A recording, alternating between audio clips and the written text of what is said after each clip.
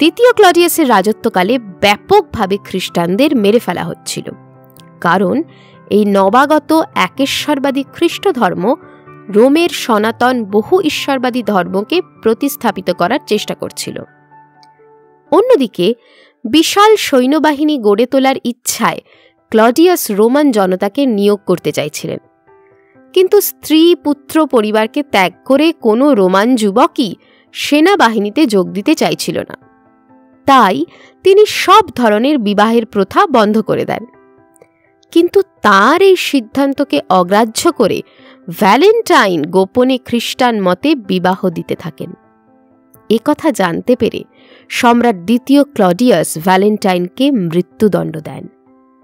যেদিন তাকে গিলোটিনে হত্যা করা হয় সেই দিনটি ছিল 270 খ্রিস্টাব্দের 14 ফেব্রুয়ারি। শোনা যায় বন্দি থাকাকালীন জেলারের মেয়ের সাথে তার বন্ধুত্ব স্থাপন হয়।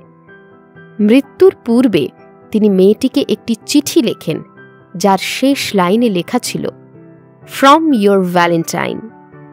পরবর্তীকালে এই কথাটি ছড়িয়ে পড়ে বিশ্বের সমস্ত প্রেমিক প্রেমিকার মুখে।